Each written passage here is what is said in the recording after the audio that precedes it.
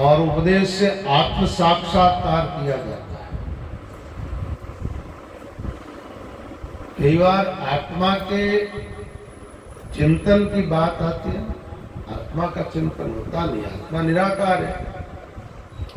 चिंतन उन्हीं चीजों का होता है जिसको आपने कभी देखा है, सुना है, तो जिसके आकार की तरफ आपका ध्यान जाता है। हमेशा आकार को चित्त पकड़ता है, ध्वनि को चित्त पकड़ता है। एकदम निराकार जो तत्व है वो चित्त की पकड़ में नहीं आता। तो निराकार में प्रवेश किया जाता है। क्या होता है? ईश्वर प्राप्ति के दो मार्ग हैं। साकार ब्रह्म को लोग ध्यान करते हुए अपने हृदय में प्रकट करते हैं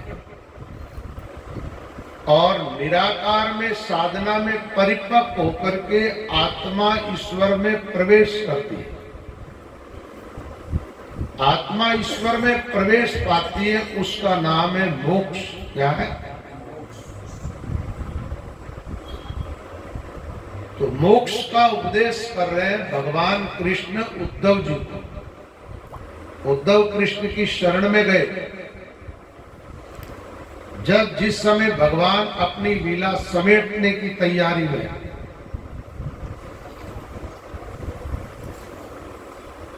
उद्धव को उपदेश करते हुए भगवान एक प्रसंग सुनाते हैं। बोले, उद्धव, तू जिस प्रकार का जो प्रश्न कर रहा है वैसा ही एक बार महाराज यदु ने दत्तात्रेय से प्रश्न किया था। दत्तात्रेय विरक्त महात्मा है,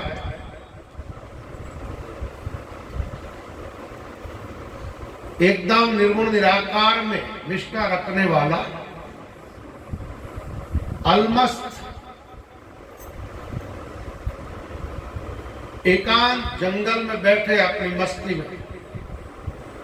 वहां पर यदु महाराज पहुंच गए, देखा कि कोई महात्मा है। महात्मा जी को जाकर के प्रणाम नमस्कार किया। प्रणाम करने के बाद देखा उनके पास कोई सुख सुविधाएं तो ज्यादा है नहीं। एक कमंडल है, आसन है, शरीर पर तो कपड़े भी पूरे हैं नहीं, एक लंगोट पहनी हुई है। उसके बावजूद चेहरे पर दिव्य तेज, शरीर एकदम हष्टपुष्ट।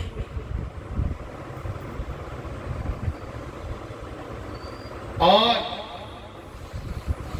ऐसा मान लो कि ये आदमी आनंद के सरोवर में बैठा। यदु महाराज ने पूछा, आपके रहने के लिए घर नहीं है, पहनने के लिए कपड़े नहीं है, कोई परिवार नहीं, भोगने के लिए कोई सुख सुविधाएं नहीं, उसके बावजूद आपको देखने से ऐसा लग रहा है कि आप बहुत मस्त है, आनंदित है। आपके आनंद का राज क्या है? एक बात है, आनंद आदमी के भीतर रहता है और सुख आदमी के बाहर है। बाहर के पदार्थों के द्वारा इंद्रियों से भोगे जाने वाले भोग प्राप्त होते हैं, उन भोगों से सुख मिलता है। आंख जैसा देखना चाहती है वैसा रूप मिले तो आंख को सुख मिलता है। कान जैसा सुनना चाहते वैसा संगीत मिले तो कानों को सुख मिलता है। जीभ जिस प्रकार का रस लेना चाहती है वैसा रस मिले तो जीभ को सुख मिलता। इन इंद्रियों के द्वारा जो सुख भोगा जाता है, इंद्रियों के साथ मन जुड़ता है, तब इस सुख की अनुभूति होती है बाहर के सुखों में। और भीतर आनंद की अनुभूति कब होती है कि इंद्रियां पूरा अपना काम करना बंद कर दे और इंद्रियों के साथ जुड़ करके जो मन भोग करता वो मन भी अपना काम करना बंद करे, वो भी संकल्प विकल्प छोड़ दे। जब साधक ध्यान की गहराई में एकदम आत्मा के निकट जाता है, उस समय साधक को आनंद की अनुभूति होती है। और आप जानते हैं, आनंद का विरोधी शब्द नहीं है। दुख के पीछे सुख है, मान के पीछे अपमान है, सर्दी के पीछे गर्मी है, द्वंद्व चलता है। आनंद का कोई विरोधी। जब ध्यान में आनंद की अनुभूति होती है, साधक उस आनंद का भोक्ता नहीं बनता है, तो वो साधक आनंद से आगे चैतन्य अपने स्वरूप में प्रवेश कर जाता है और स्वरूप सत्स्वरूप परमात्मा में ले होता है। उसका नाम है मोक्ष। दत्तात्रेय जी ने कहा कि तुम मेरे आनंद के बारे में पूछ रहे हो। अपने यहाँ पर 3 प्रकार के जो तत्व बताए हैं ना, शारीरिक, वाणी का और मानसिक। मानसिक तत्व वो है जो आदमी हमेशा प्रसन्न चित्त रहे, खुश रहे। अब बाहर के पदार्थों को पा करके तो निरंतर कोई आदमी खुश रह नहीं सकता। थोड़ा अंतर्मुख होगा, उसका मन हमेशा प्रसन्न रहेगा। मन प्रसाद सौम्यत्व मौनम आत्मविनिग्रह। और उस प्रसन्नता में आप देखेंगे कि आपके भावों की शुद्धि होती है। भावों की शुद्धि होने पर ही साधक ध्यान में प्रवेश पाता है। तो दत्तात्रेय ने कहा कि मेरे आनंद का राज तुम जानना चाहते हो, तो मुझे ये जो आनंद की अनुभूति हुई है, मैं जो आनंद में प्रवेश कर चुका हूं, इसके पीछे मेरे गुरुजनों का उपदेश है। मैंने अपने गुरुओं के द्वारा ये शिक्षा प्राप्त की है। अब दत्तात्रेय के दीक्षा गुरु तो एक है, लेकिन शिक्षा गुरु 24 है। कितने?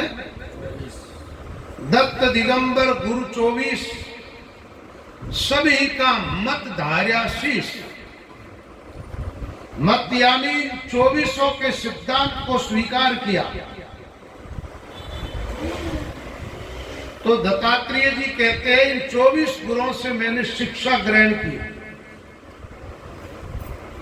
एक तो कोई महात्मा उपदेश सुनाए, उस उपदेश को स्वीकार करते हो, अच्छी बात है।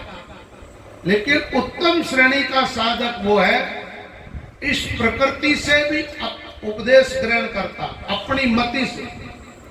अपनी अकल आप समझाया, मति पूर्ण को गुरु ठहराया। अपनी अकल और स्वयं का विवेक ठीक नहीं हो, कोई कैसा उच्च कोटि का महात्मा आकर के उसको उपदेश करेगा, उसको लाभ होगा क्या?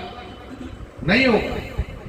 तुच्छ श्रद्धा, तुच्छ सम्रता, तुच्छ करणी बुद्धि ज्ञान, राम चरण समरत गुरु समरत करे निदान। उसको आपकी करनी ठीक होनी चाहिए। करनी का मतलब आप जितना कर सकते हो कार्य, वो अच्छा काम करो। और इस जीवन में सबसे अच्छा काम है जीवन में सत्संग करना। सत्संग के द्वारा विवेक जगता है, सत असत का पता चलता है। सत्य क्या, असत्य क्या, जड़ क्या, चैतन्य क्या, मरता कौन है, अमर कौन है।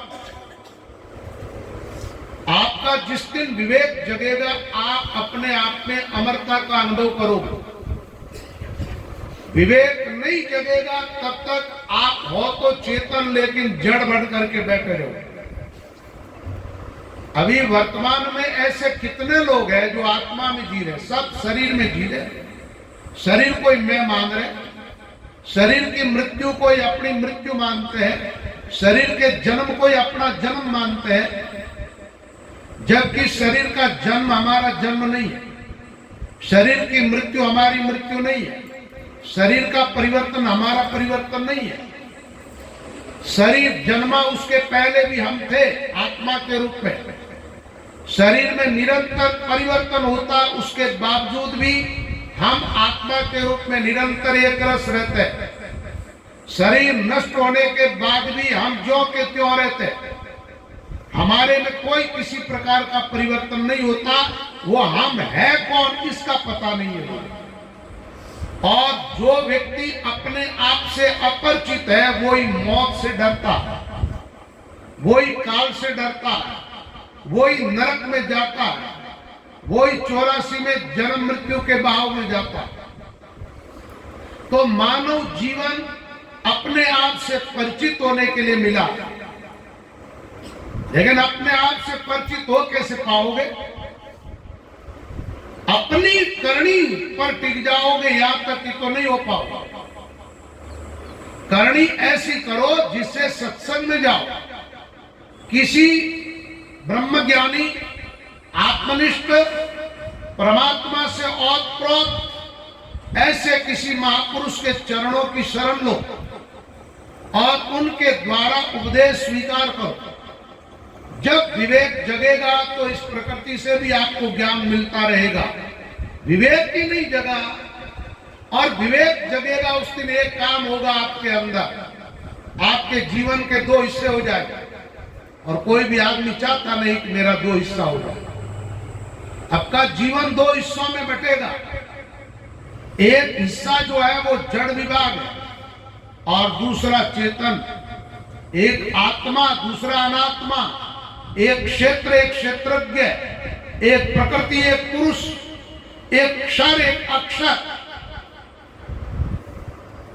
ये दो विभाग में आप अपने आप को देखोगे।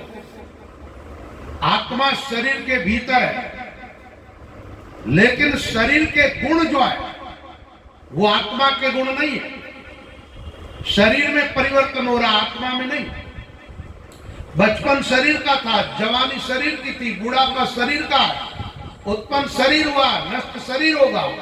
आत्मा के लिए तो कहा गया अचेद्यो अयम अदायोयम अकृत्यो अश्वस्यैव च नित्य है सर्वगतः स्थाणु अचलोयम सनातन। आत्मा तो निरंतर एक रस रहने वाला तत्व है। नैनम चिंदंती शस्त्राणि, शस्त्र काट नहीं सकता, आग जला नहीं सकती, वायु सुखा नहीं सकता, जल गीला नहीं कर सकता। न जायते म्रियते वा कदाचन, न कभी मरती आत्मा न जन्मती। तो उस आत्म तत्व का जब बोध होगा तो आप आनंदित हो जाओगे। तो सबसे पहले क्या, ये सत्संग सुनने से, भागवत सुनने से विवेक जगता। आप देखेंगे अभी थोड़ी देर बाद प्रसंग आएगा, जो परीक्षित भयभीत होकर के मौत के भय से घर छोड़ा, उसने नाक के काटने से मेरी मृत्यु होगी, मृत्यु का भय, गंगा किनारे आके बैठ गया। और 7 दिन सत्संग सुनने के बाद वो ही कहेगा मौत है ही नहीं। क्या कहेगा? आत्मा की दृष्टि से किसी से पूछा जाए मौत है, कभी आत्मा का मृत्यु से मिलना नहीं हुआ। जैसे अंधकार का सूर्य से कभी मिलन नहीं होता। सूरज और अंधेरा परस्पर मिलते नहीं है, एक के अभाव में दूसरा है। सूरज के अभाव का नाम ही अंधेरा है। ऐसे आत्मा की विस्मृति का नाम ही अविद्या, अज्ञान है। ज्ञान होता है जब अविद्या मिटती, अज्ञान मिटता। तो दत्तात्रेय ने कहा मैंने गुरु से शिक्षा प्राप्त की है, इसलिए हर हाल में मस्त रहता हूं, आनंदित रहता हूं। मैं शरीर में नहीं जीता, मैं आत्मा में रमण करता हूं। यस्प आत्मरतिरेव स्यात् आत्मतृप्तश्च मानव आत्मन्यैव च संतुष्टः तस्य कार्यम न विद्यते। आत्मरत रति किसमें, लगाव किसमें? आत्मा में। लेकिन ज्यादातर संसारियों का लगाव किसमें? शरीर में। शरीर के ऐश आराम के लिए, शरीर के भोगों के लिए, शरीर को जो सुख मिलता है जिस संपत्ति से, वो कमाने के लिए भजन साधन सत्संग सब छोड़ देते हैं। आत्मा में रति नहीं है, इसलिए ऐसा होता है। और जो ज्ञानी होता है वो आत्मा में रमण करता है, उसी को सच्ची तृप्ति मिलती है। यो अंतर सुख है, अंतर आराम है, अंतर ज्योति रही हुई है, स योगी ब्रह्म निर्वाणम ब्रह्म भूतोदिगच्छति। जो अंतर सुख का अनुभव करता है, जो अपने आप में आराम करता है, जो अंतर सुख अंतर आराम, अपने भीतर ही आत्मा के प्रकाश में वो जीवन जी रहा, बाहर के प्रकाश की उनको जरूरत नहीं रहती। लेकिन संसारियों को आत्मा के प्रकाश की एक झलक भी नहीं मिलती। कारण ही कि वो पूरे के पूरे शरीर में जी रहे हैं।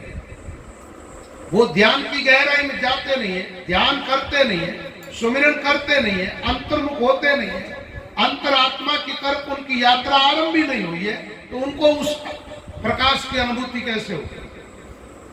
जब कोई सदगुरु मिलेगा, बाहर की यात्राएं बंद हो जाएगी, अंतरात्मा यात्रा आरंभ होगी अपने आप में। सदगुरु अपने आप में चलाते हैं, बाहर नहीं। बाहर शरीर चलता है, बाहर के तीर्थों में शरीर स्नान करता है, बाहर की टोटल क्रियाएं शरीर के द्वारा संपन्न होती है। उन क्रियाओं का आत्मा के साथ कोई संबंध नहीं है और आत्मा को उनकी आवश्यकता भी नहीं। लेकिन आत्मा की तरफ लोगों का ख्याल ही नहीं। जिनको आत्मा का अनुभव नहीं है, उसको परमात्मा का कभी अनुभव नहीं होगा। आत्मा अनुभूति पहले होती है, आत्मा से परमात्मा तत्व की अनुभूति होती है। जिसने अपने आप को नहीं जाना, वो औरों को क्या जानेगा? स्वयं अपनी आत्मा, अपने स्वरूप का ही बोध नहीं, वो परमात्मा की बातें करते हैं। वो बातें सब व्यर्थ होती है उन लोगों की। तो दत्तात्रेय भगवान कहते हैं, मुझे सदगुरु के द्वारा शिक्षा प्राप्त हुई और गुरु से मैंने ज्ञान ग्रहण किया और उससे मैं आत्मनिष्ठ हो गया। अब मैं चलता हूं तो आत्मा में चलता हूं। किसमें? ये बड़ी अजीब बात। आत्मा में चलना कैसे होता है? एक महात्माओं की वाणी का शब्द है, साधु ऐसे विचरे जगमाई नीर विषय जैसे मीन राग, नीरम खावत नीरम पीवत नीरई में मलमूत्र करात, नीर आधार रहे निश्वासर, नीर सुनहरी हुआ मर जावे, रामचरण ऐसे ब्रह्म ज्ञानी ब्रह्म में विचरा। उनका विचरण किसमें होता? ब्रह्म में। सागर को देखा आपने? समुद्र के अंदर मच्छियां रहती है। मच्छी जन्मी कहां? सागर में। जीती कहां? सागर में। खाती पीती क्या है? सागर को। उनके दाएं बाएं आगे पीछे क्या है? समुद्र। उसके भीतर जीवनी शक्ति क्या है? सागर। सागर से जुदा कोई उनका अस्तित्व नहीं। ऐसे ही महात्मा लोग जब चलते हैं तो उनके दाएं बाएं ऊपर नीचे आगे पीछे बाहर भीतर सर्वत्र वो भगवान का दर्शन करते हुए चलते हैं। उनके लिए ईश्वर कभी अदृश्य नहीं होता। ये जो पोल आपको दिख रही है, ठसोठस परमात्मा भरा हुआ, आपके भीतर भी, आपके बाहर भी। आपका जीवन पूरा उसी की सत्ता से चल रहा है। उसी की सत्ता से आपकी आंख देख रही है, कान सुन रहे हैं, जबान बोल रही है, दिल दिमाग काम कर रही है। बीच में कह ले राम। ये पूरी जो प्रकृति है उनकी सत्ता से उसमें हलचल हो रही है। जैसे ये यंत्र बहुत तरह के, लाइट के पावर से सब चल रहे हैं, बिना पावर ये सब निर्जीव है। ऐसे ये प्रकृति का जो साम्राज्य आप देख रहे हो, इसमें जितनी हलचल है, यहाँ सब में जो जीवनी शक्ति है वो हमारे राम जी की, परमात्मा की, ईश्वर की है। लेकिन उसकी तरफ लोगों का ध्यान नहीं जाता है। दत्तात्रेय कहते हैं मैं उसमें जीता हूं। किसमें? राम में। राम की माया में जीने वाला मैं नहीं। माया में जीने वाले कभी खुश होंगे, कभी नाखुश, कभी हंसेंगे, कभी रोएंगे, कभी उदास, कभी प्रसन्नचित, उनके जीवन में निरंतर द्वंद्व चलता रहेगा। मायातीत तत्व में जो प्रवेश कर गया, त्रिगुणातीत तत्व में जो प्रवेश कर गया, वो सदा आनंदित रहेगा। इस प्रकार की बात कौन कह रहे हैं? दत्तात्रेय। किसको? महाराज यदु को। यदुवंश में ही कृष्ण है और ये बात कृष्ण उद्धव को समझा रहे हैं। महाराज यदु को दत्तात्रेय ने ऐसा कहा। अच्छा, उनसे पूछ लिया कि आपके गुरु कितने? कहा 24। कौन कौन? उनके नाम बताए। पहला गुरु पृथ्वी है। अब आप इस पृथ्वी से कोई शिक्षा ग्रहण कर सकते हो? अज्ञानी नहीं करेगा, ज्ञानी करेगा। ये कितनी गंभीर रहती है। इसके ऊपर आप जन्मे हो, जी रहे हो, मरोगे और कितनी उपाधि करो, ये अपनी महिमा में रहती है। इसका गहरा पेटा हलचल नहीं होती। धरा की नहीं, धैर्यवान होना चाहिए। अच्छा, आपके धर्म के 10 लक्षण है, उसमें पहला लक्षण कौन सा? धृति। पहला लक्षण क्या है? बचे दम, दमो अस्तेयम, ये आदि बाद में आते ये लक्षण। पहला सूत्र धृति, धैर्य रखना चाहिए। थोड़ी सी प्रतिकूलता आती, आदमी धैर्य खो देता। धैर्य जो खोता है उसके वो प्रतिकूलताएं बढ़ती जाती है। मान लीजिए आपके जीवन में कोई परेशानी आई, तकलीफ आई, आपने धैर्य खो दिया तो विवेक भी काम नहीं करेगा। विवेक काम नहीं करेगा तो जो उस प्रतिकूल परिस्थिति से निकलने का रास्ता वो कौन दिखाता? विवेक। और आपने धैर्य खो दिया तो विवेक तो चला गया, अब उससे निकलोगे कैसे? धैर्य रखना चाहिए। एक बात है, वो महात्मा है, क्या सर्दी के मौसम का उसके बॉडी पर असर नहीं हो रहा? हो रहा। गर्मी का नहीं हो रहा? हो रहा। शरीर है तो असर तो होगा ही, लेकिन वो अपना धैर्य नहीं करता। कभी भोजन आया तो ठीक, नहीं मिला तो भी ठीक। वो एक ऐसा फकीरों का एक भजन है, वाह वाह रे मौज फकीरारी, वाह वाह रे, बोल दो। वाह वाह रे मौज फकीरारी, वाह वाह रे मौज फकीरारी।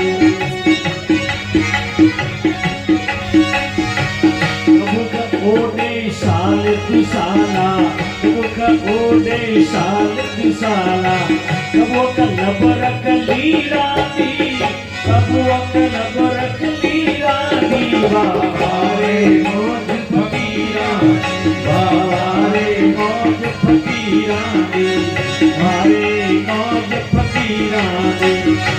कबो चाबे ठंडा टुकड़ा, कबो चाबे ठंडा टुकड़ा, कबो सबरक धीरानी, कबो सबरक धीरानी। वाह वाह रे मौज फकीरानी, वाह वाह रे मौज फकीरानी,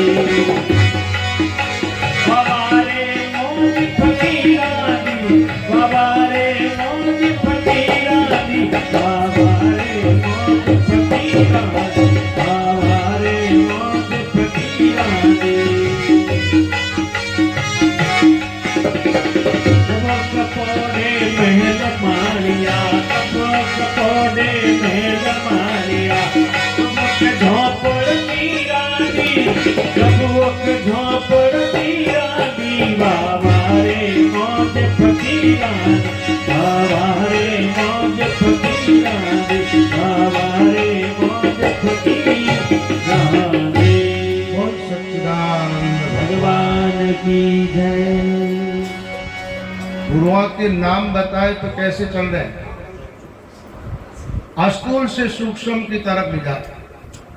सृष्टि क्रम कैसा है? निराकार ब्रह्म, उस ब्रह्म से प्रकृति, प्रकृति से सतोगुण, सतोगुण से रजोगुण, रजोगुण से तमोगुण, तमोगुण से आकाश, आकाश से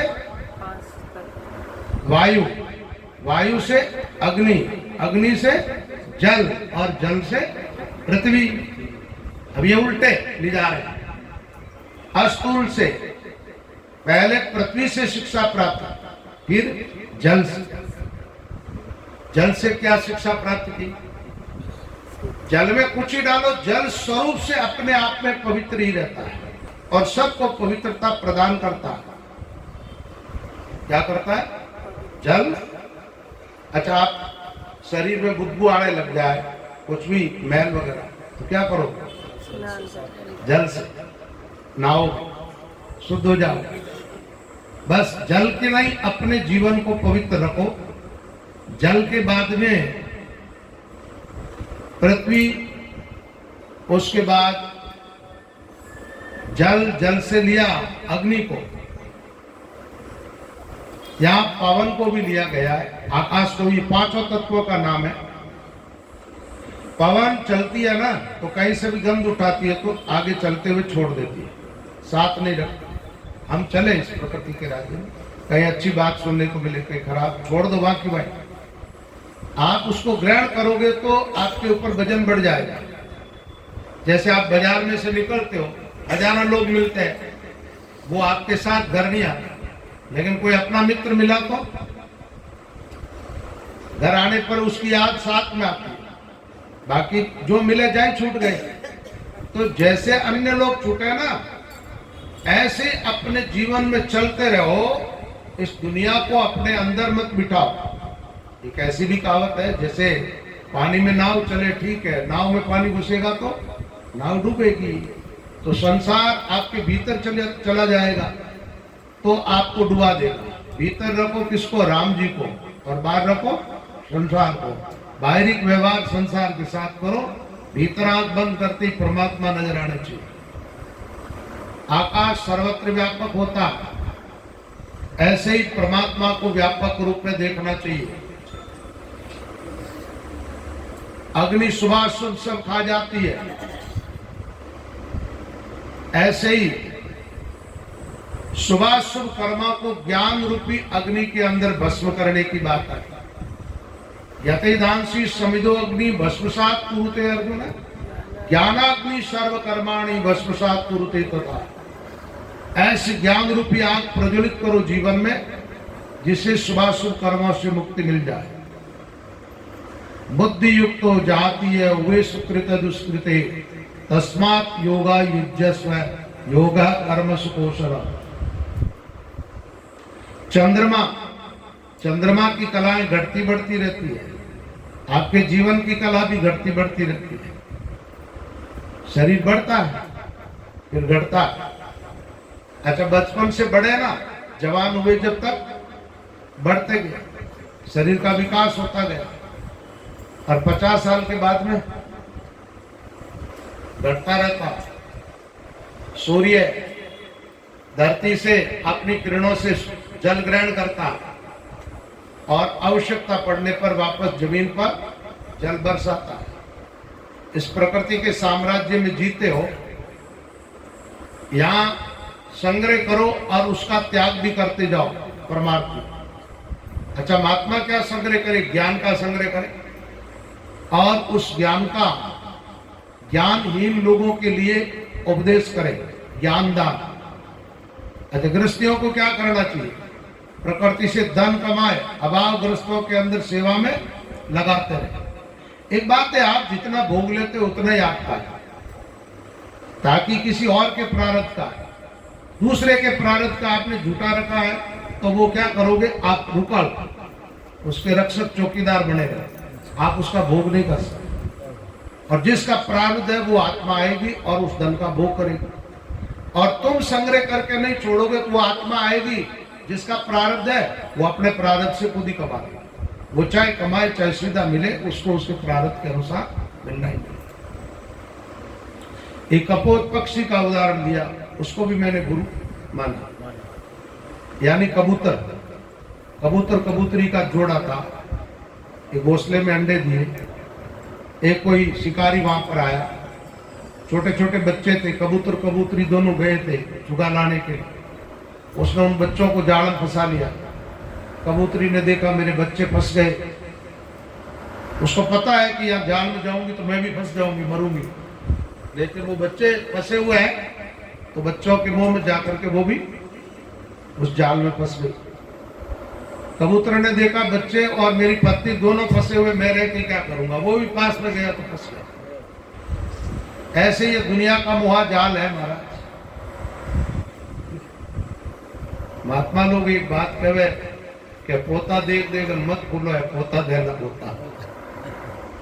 कारण आसक्त ज्यादा हो जाओगे, ममत्व ज्यादा रहेगा, तो फिर चिंतन उन्हीं का होगा, राम जी का चिंतन छोड़ेगा। राम जी का चिंतन छोड़ दोगे तो मुक्त नहीं हो पाओगे, सीधी बात। ताकि वो ठीक है, हाँ पोतों ने राखना है तो की कर राखना, बाद में राम जी देख देख कर रहा जड़ में बंधन का कारण नहीं बनेगा, ठीक है। जो भी संसार में, ये बात तो मैंने कल बता दी थी आपको, और अभी थोड़ा अपन बहनों भी पड़ी गुणों तो होता है तो भागवत में तो चलना रे नर विलमन करना, महात्माओं ने कहा चलते रहो।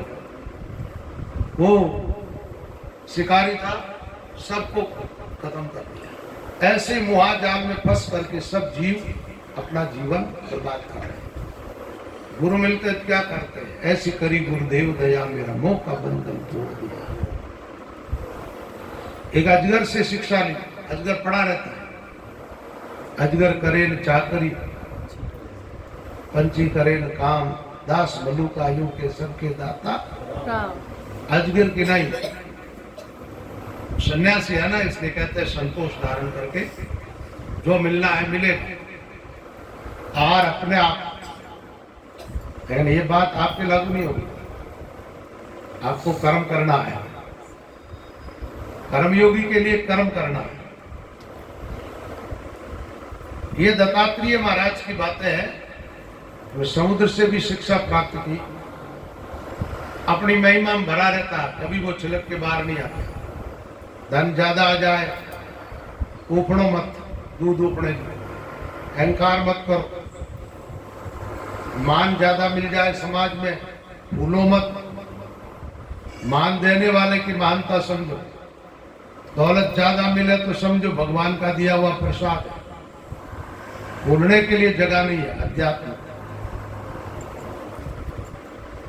पतंग, छोटे छोटे पक्षी होते, फुड़कला बोलते हैं, आग जहां देखते वहां जाकर के अंदर गिरते हैं।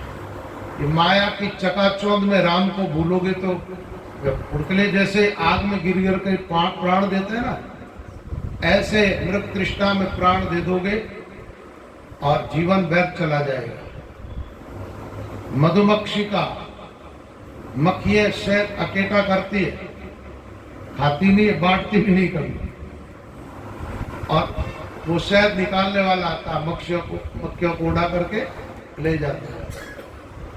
ऐसे ही जो लोग परमार्थ में संपत्ति नहीं लगाते, यहाँ केवल संपत्ति तक की बात नहीं, जीवन मिला ये पूरा परमार्थ में लगना चाहिए। जैसे आपका स्वास्थ्य ठीक है तो सेवा में लो, धन ज्यादा है परमार्थ में लगाओ, योग्यता है ज्ञान तो बांटते जाओ जिससे समाज को लाभ हो।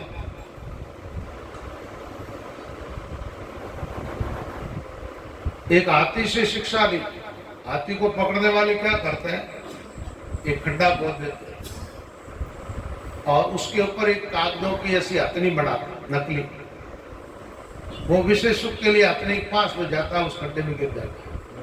कई दिन भूखा रहता, अंकुश मार मार करके, और उस हाथी को बस में कर लेते लोग, बंधन में पड़ जाता है। ऐसे ही विषय वासनाओं में आसक्त होकर के जीव सब बंधन में पड़ गए। मृग हिरण के लिए कहा गया, ये कर्ण प्रिय हो, संगीत सुनाओ हिरण एकदम मोहित हो जाता है, हिरण या सांप या, तो ये कर्ण इंद्री के वश में होकर के लोग जाकर के बीड़ा बजाते, हिरण पास में आता, शिकारी गोली मारते। ऐसे ही लोग मीठी मीठी बातें करते हैं, वहां भी सावधान रहना चाहिए। यानी सीधी बात है, आसक्ति कहीं नहीं होनी चाहिए। मीन खाने के वश में होकर के प्राण देती है, कांटे के आटा लगा करके अंदर डालते हैं, खाने के लिए मुंह लगती है, फंस जाता कांटा, बस मरना पड़ता उसको। जबान पर भी कंट्रोल रहना चाहिए आदमी का, ये पांचों इंद्रिया पर कंट्रोल होना चाहिए, ये नियंत्रण में होनी चाहिए। एक बात है, उल्टा सीधा चाहे जो खाओगे कुछ बीमार पड़ो, कुछ गुणे पड़ो, यही होता है। तो पहले वो कंट्रोल रहा।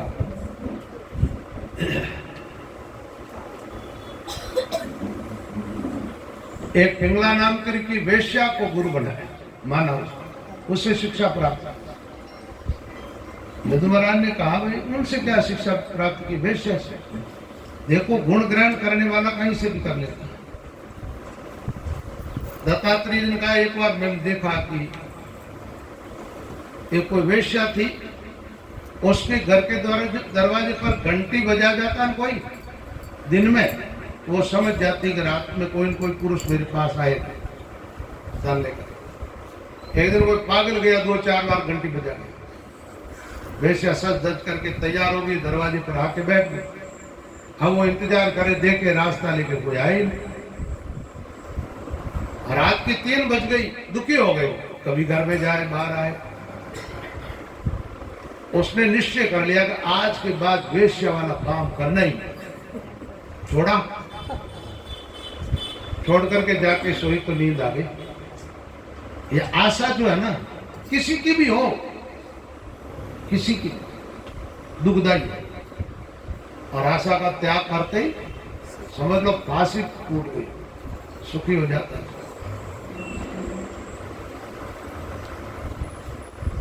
एक बाज पक्षी से उपदेश लिया। उनसे क्या उपदेश ग्रहण किया? मांस का टुकड़ा लेकर के भाग रहा था, तो दूसरे पक्षी उस पर हमला कर रहे थे चारों तरफ से। मांस का टुकड़ा उसके मुंह में था। वो दुखी होकर के उसने उस टुकड़े को छोड़ दिया।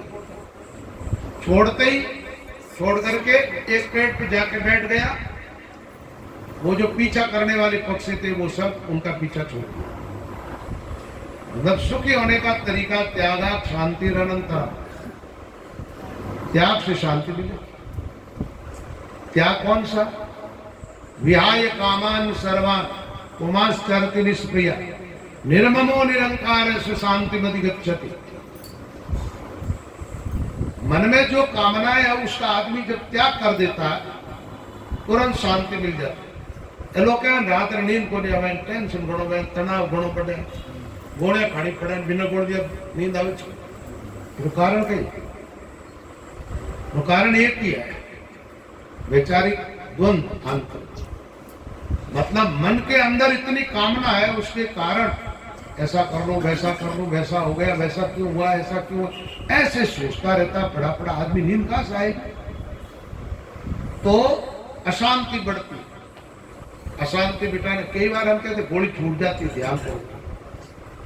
नहीं, ये भी मुझे पता है, मेरा कहना व्यर्थ है। क्यों? ये कोई ध्यान करेंगे नहीं, ध्यान की गहराई में जाएंगे नहीं, गोली छूटेगी नहीं।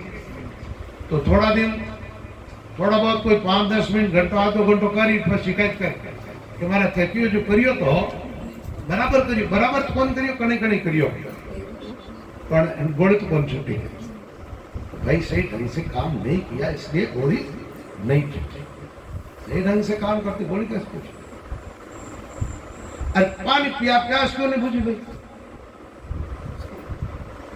मतलब समुद्र पानी पी लियो, वाला प्यास नहीं बुझना कारण हो जाए। उन प्यास बुझे बोल सारे का पानी। तो पक्षी एकदम वो सुखी हो गया। एक छोटे बच्चे से शिक्षा ली। बच्चे ने डरा तो रोज दे, ठीक है ना, और कोई उसको झगड़ा करना कर लेगा, लेकिन दूसरे क्षण में वो एकदम नॉर्मल हो जाता। बड़ा आदमी होता है, क्या होता है, छोटी सी बात होती गांठ बांध देता, बस उसको दिमाग में ही रखता, भेजे में ही रखता।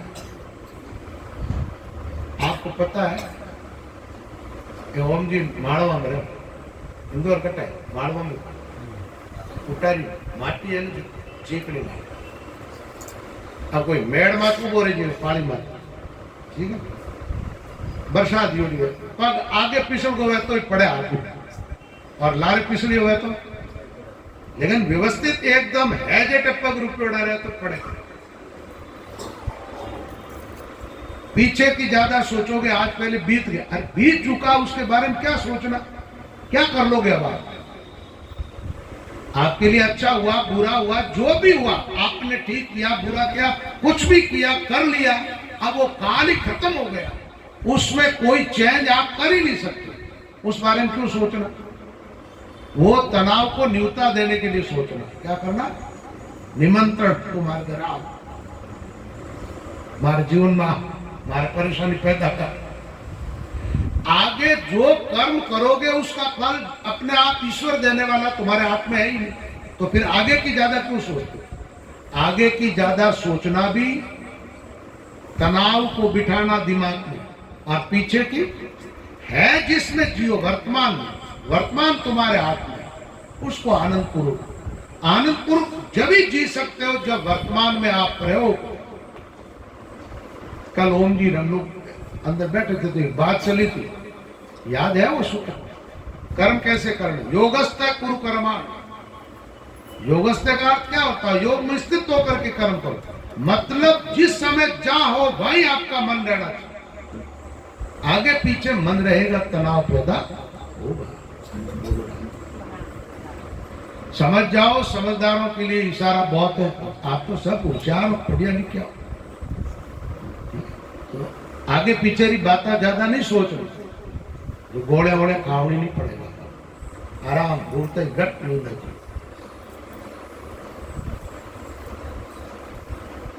एक बाण बनाने वाले को भी गुरु माना। अच्छा, उससे क्या शिक्षा प्राप्त की? उसके पास में से एक राजा की सवारी निकल गई, बाजे बज रहे, जय जयकार हो रहा है, वो अपनी धुन में अपना ही काम कर रहा है। एक आदमी ने आकर के पूछा, भी इधर से राजा की सवारी निकली क्या? मेरे को पता नहीं। पास में आदमी बैठा रहे, अभी अभी तेरे सामने से निकली है और तू भला आदमी झूठ बोल रहा, इसको बता नहीं रहा। उसने कहा मेरा ध्यान तो इसमें था। किसमें? बाण बना। समझ में आ रही? मतलब आपका ध्यान कहाँ रहना चाहिए? अपने लक्ष्य की तरफ। भजन करते हो तो ध्यान किसमें रहना चाहिए? राम जी। एक कुंवारी कन्या को गुरु माना। वो ऐसा हुआ कि एक बच्ची थी, उसको देखने के लिए, संबंध के लिए देखने के लिए कोई रिश्तेदार आने वाले थे। माँ बाप कोई काम बस बाहर चले गए, बच्ची अकेली थी, वो आ गई। घर में आ गए, उन्होंने सोचा भाई बच्ची भोजन कैसे बनाती है तो इसको ही बोल देते हैं। उन्होंने मनवार की होगी तो कहा भाई भोजन करेंगे। तो घर में चावल थे छिलके वाले, अब उन चावलों को कूटने लगे। कूटे तो हाथ में चूड़ियां जो बजे, उसने विचार किया चूड़ियां बज रही है तो रिश्तेदार क्या सोचेंगे, भाई घर में है नहीं कुछ अनाज, ताजा अनाज तैयार किया जा रहा है, ताजा धान तैयार किया जा रहा है। उसने चूड़ियां में से एक एक चूड़ी निकाली, दो दो चूड़ियां रखी तो ही बजे। एक एक चूड़ी हाथ में रही, अब बजेगी क्या? नहीं बजेगी ना। तो ध्यान में बैठोगे जब, सामूहिक बैठना ठीक है, अकेले बैठना ठीक है? अकेले बैठना ठीक है। अच्छा, विचारों का भीतर द्वंद चलेगा तब ठीक है, कोई विचार भीतर नहीं होगा, केवल राम का नाम और तुम्हारी श्रुति दो ही रहेगी। एक राम ही अंदर रहेगा तो ध्यान लगेगा, दो दो रहेगा तो कन्या से ये शिक्षा ग्रहण की, अकेले रहना। दो जन हाथ बैठ जाओ जो बात करो, क्या करो? थोड़ा भजन कर ले और थोड़ी क्यों धान तो उग जाए। और वो उपज हुआ ना जबकि बोलने रही भीतर, तो वो शालिया ना ऊकड़ छूटे, क्यों छूटे लोगन बोलने वाले तो भजन करता करते आँख का कौन बोल नहीं खट। तो दूसरा कोई होगा नहीं, बोलोगे किसी, बात आएगी तो ही भाई। रामत एकाएक की कैसे साधक एक रंग, 5-7 बेड़ा भी आप पड़े वृत्ति में बन। अब ये बात भी समझ आई तो ये भी आनी चाहिए कि ठाकर एक और चाकर गणा है तो चले नहीं चले? ठाकर एक चाकर गणा है तो चल जाए। अब ठाकर गणा चाकर एक तो कैसा रहेगा? नहीं जमे तो आपने अपनी अपनी उपासना में देख लो। अंतर्मुख होना है तो एक भीतर होगा परमात्मा तो ध्यान लगेगा, और एक को दूसरे को लाओगे तब। उभय वर्ण से ले बदे तीजे जोलो खा।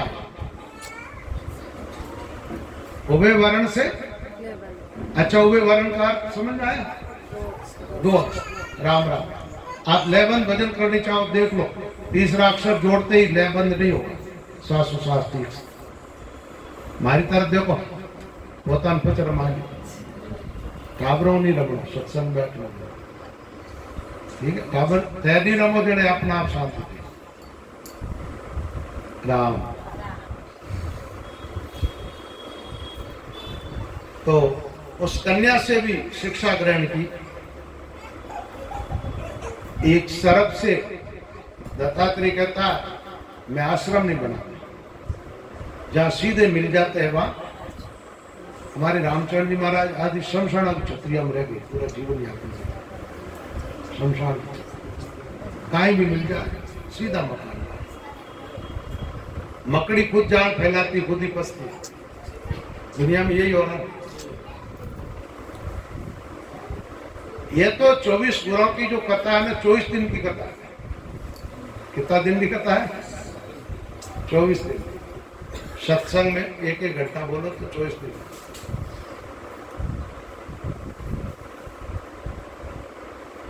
एक भंवरा से वही वो पहले बता दिया था, दीवार के सारे घर बना करके लटको, वो कीड़ा भंवरा का चिंतन करके भंवरा हो जाता, ऐसे जीव ब्रह्म का चिंतन करके ब्रह्म रूप हो जाता। हम अपने महात्माओं क्या कहते हैं? संत सब ब्रह्म रूप ऐसे हुए परमात्मा से। तो दत्तात्रेय ने कहा भाई मेरे सुखी होने का राज यह है कि मैं इनसे शिक्षा प्राप्त की और उस शिक्षा के अनुसार ही मैं अपना जीवन जी रहा हूं।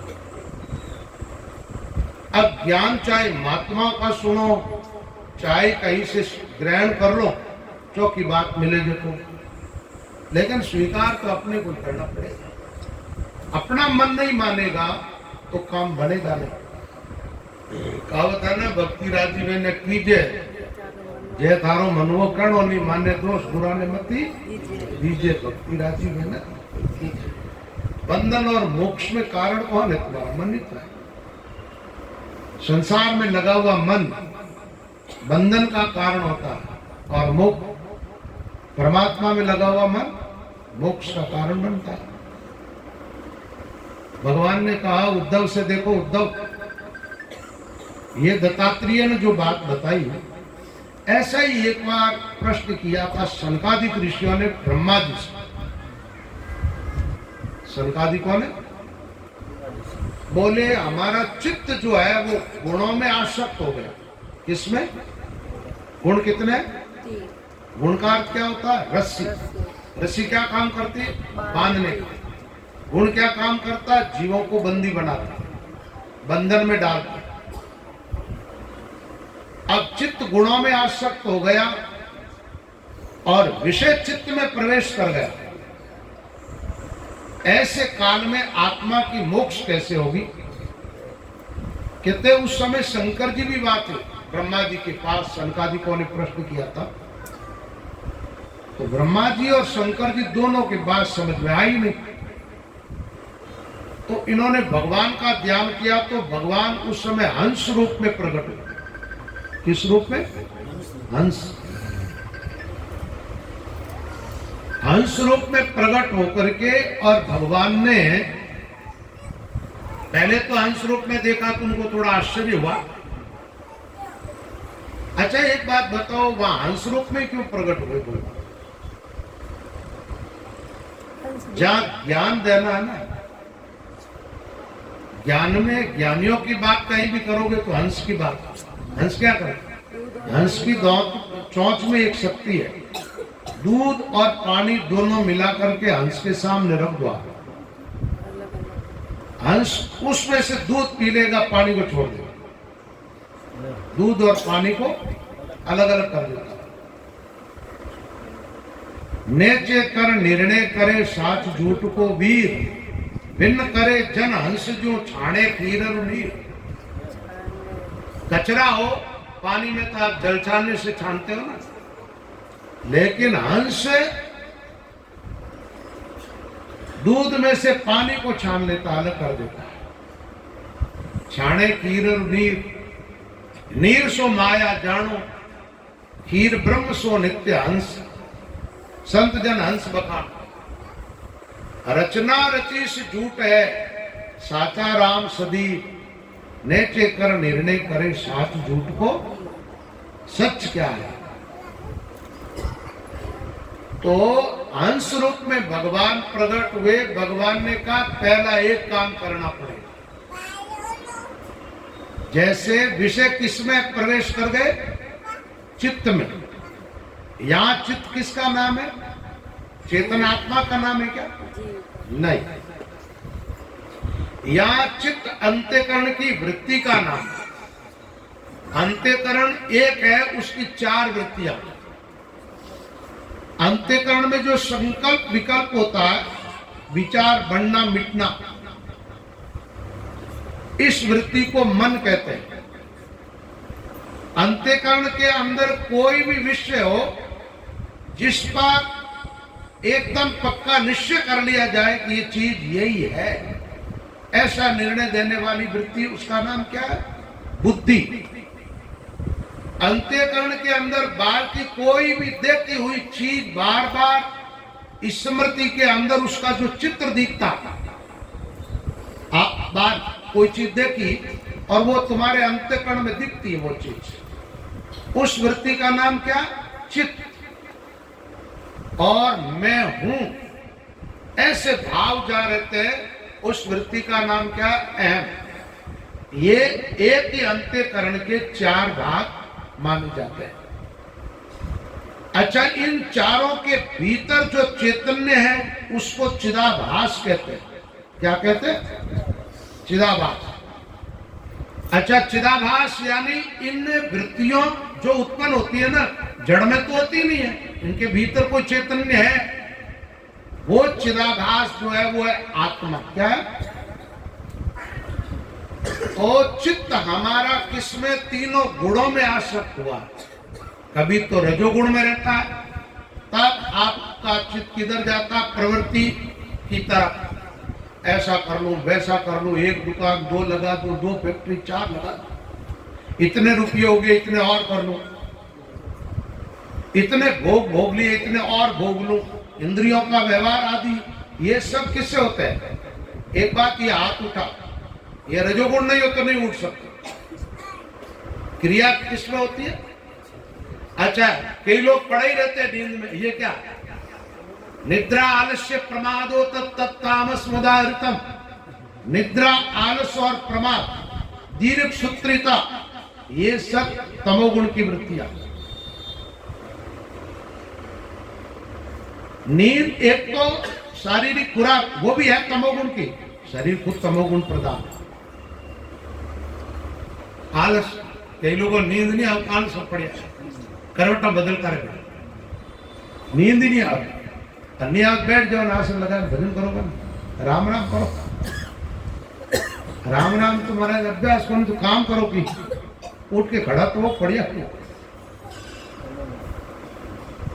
प्रमाद, प्रमाद के न तो हो तो रहे, न बैठो रहे, बैठो बैठो होश तो रहे। ये चितभंगा लोग योड़ान, ये प्रमाद के कारण, ये तमोगुण की वृत्ति। तो रजोगुण, तमोगुण और सतोगुण,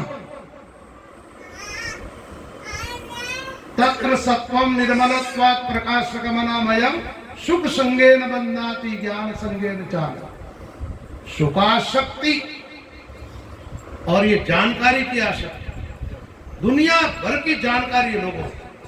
देखो आप कहते हैं ये बुद्धिमान, अरे सारी जानकारी लेकिन आत्मा की है कि नहीं है? आत्मा की नहीं है तो ज्ञान ही नहीं है। वैज्ञानिकों के पास, डॉक्टर, इंजीनियर, सीए आदि सब के पास जो ज्ञान है ना, वो ज्ञान सब बंधन में ही डालने वाला। जब तक ज्ञान आत्मा और परमात्मा का नहीं होगा तब तक वो बंधन का कारण होगा। लेकिन ज्ञान होता तो जानकारी वाला ही शतोगुण की प्रधानता से, और सुख जो मिलता वो किसकी प्रधानता से? शतोगुण सुख और ज्ञान की आसक्ति से बांधता। रजोरागात्मकम विद्धि तृष्णा संग समुद्भव धन्यवदनाति कौन्तेय कर्म संगेन देहिना। रजोगुण कर्माशक्ति के द्वारा जीव को बांधता, कर्म के बिगड़ नहीं मिल सकते। ये रजोगुण है, रागात्मक है, इसमें राग ज्यादा, राग यानी लगा। तो अब चित्त उनमें आसक्त और चित्त में विषय। आत्मा किधर चली गई? हो गई बिचारी। तो कहते हैं कि न तो हमें चित्त जो गुणों में प्रवेश किया उसकी तरफ जाना है, और न जो बाहर के विषय है वो विषय चित्त में जा रहे हैं। तो विषय चित्त में कब जाएगा? बाहर कोई चीज आप देखोगे नहीं तब तक उसका चित्र आपके दिमाग में जाएगा क्या? तो देखो ही मत। बाहर कोई चीज आप सुनोगे नहीं, गीत उसको गुनगुनाओगे क्या? नहीं गुनगुनाओगे, ऐसा सुनो ही मत। बाहर के विषयों को बाहर छोड़ दो। क्या करो? बाहर के विषयों को बाहर छोड़ दो। अच्छा, बाहर छोड़ोगे तब आप किधर चले जाओगे? ज्ञान में अंदर आ जाओगे अपने आप में।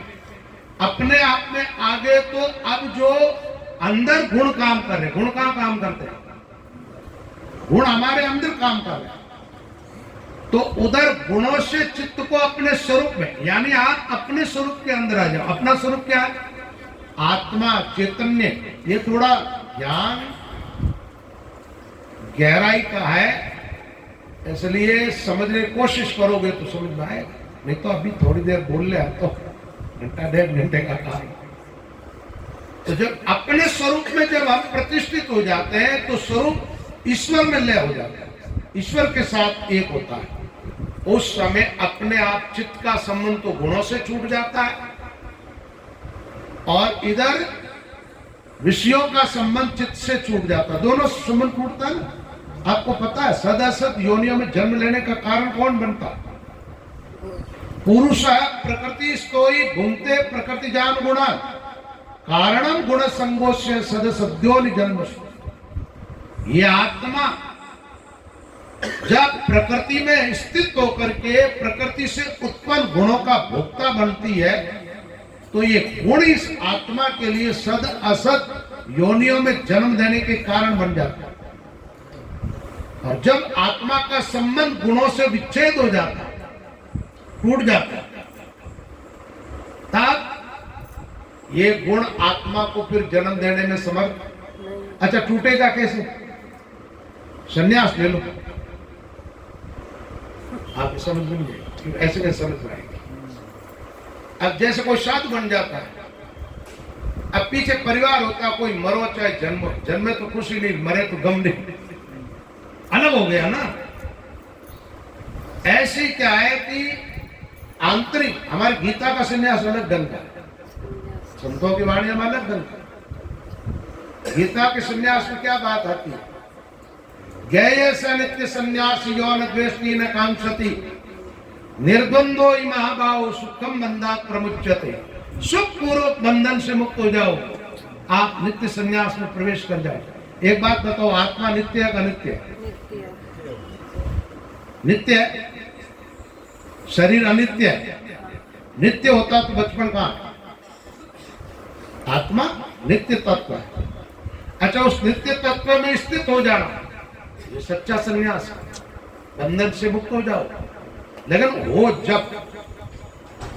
जब तक ज्ञान की युक्ति समझ में नहीं आएगी तब तक आत्मा में प्रवेश नहीं मिलेगा। बोलो राम। इस प्रकार हंस रूप में भगवान प्रकट होकर के शंकादिकों को, ब्रह्मा जी को और शिव जी को उपदेश किया। मोक्ष का उपदेश उनको किया।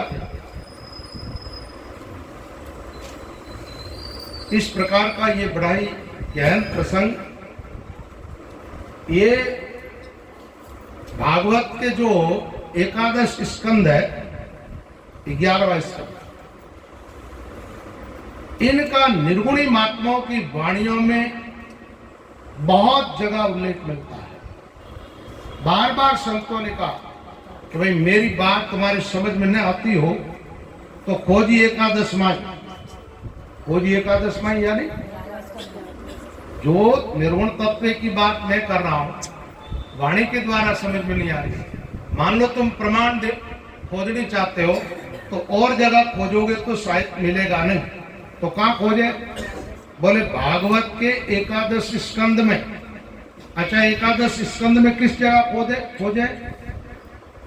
जहां उद्धव और कृष्ण का संवाद है, योगेश्वरों का नेमी का संवाद है, वहां आप खोजोगे तो उस निर्गुण तत्व की बात ठीक ठीक आपके समझ में आएगी। अब थोड़ा विषय चेंज करके हम आगे बढ़ेंगे, तब तक एक बढ़िया भजन सुना दूं, बढ़िया निर्गुणी पद। अच्छा,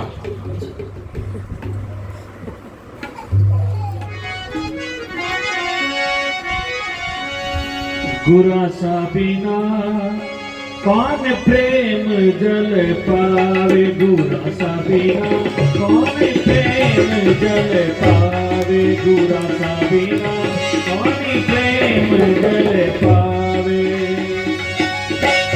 ऊपर नीरा के बिद सूखे, ऊपर नीरा के बिद सूखे, सिर सारी सुनावे, गुरा सा बिना कौन प्रेम जल पावे, सतगुरु जी बिना कौन प्रेम जल पावे। कर्म की जा दो प्रकार री, शुभ अशुभ कहावे, हरे रामा शुभ अशुभ कहावे। अशुभ कर्मा ने दूरी हटावे, अशुभ कर्मा ने दूरी भगावे, शुद्ध बुद्धि घटी में लावे, गुरा सा बिना कौन प्रेम जल पावे, सतगुरु जी बिना कौन प्रेम जल पावे। सतगुरु महाराज भंवर स्वरूपी, बीज पकड़ कर लावे, साधो बीज पकड़ कर लावे। देखना तो शब्द सुनावे, देखना तो शब्द सुनावे, कोई भंवरे मुनि जावे, गुरा सा बिना कौन प्रेम जल पावे, सतगुरु जी बिना कौन प्रेम जल पावे। तू पारा नीरा किन बिंदी सूखे, तू पारा नीरा किन बिंदी सूखे, सिर सारी अनुआवे, गुरा सा बिना कौन प्रेम जल पावे, गुरा सा बिना कौन प्रेम जल पावे।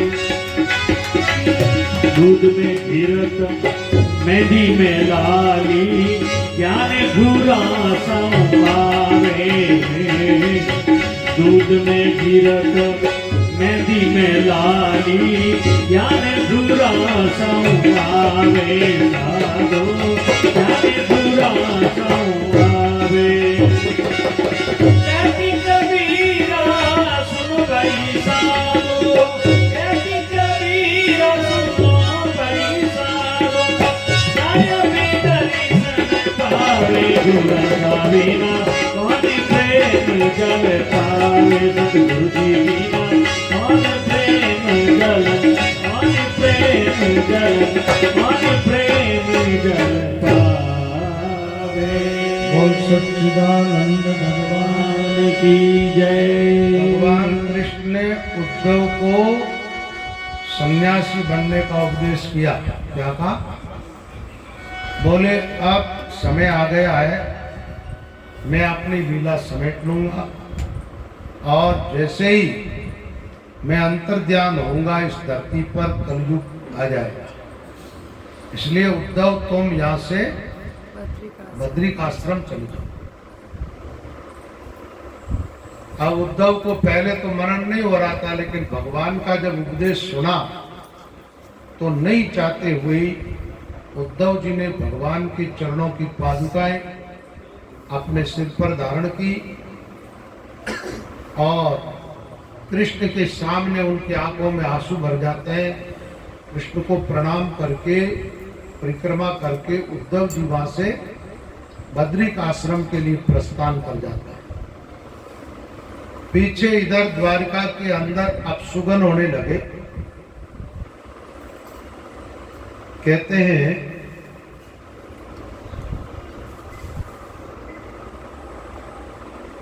आकाश के अंदर सूर्यमंडल, धरती में भूकंप का आना, अंतरिक्ष में दिशाओं का दग्ध होना आदि अनेक प्रकार के उत्पात होने लगे।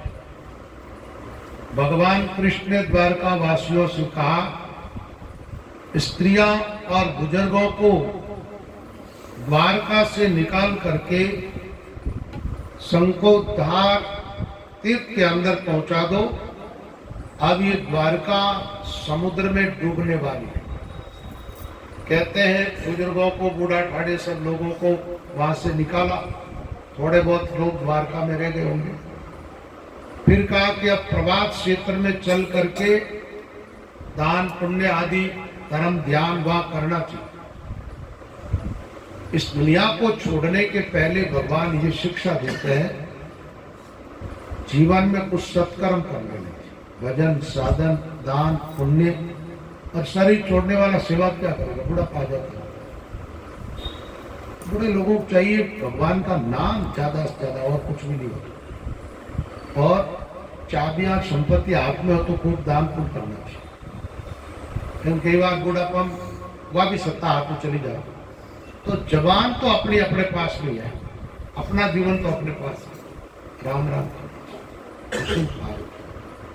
पुण्य भजन और स्वस्थ लोगों सेवा करनी चाहिए। कहते कृष्ण के कहने पर पहुंच तो गए, अच्छे काम भी किए।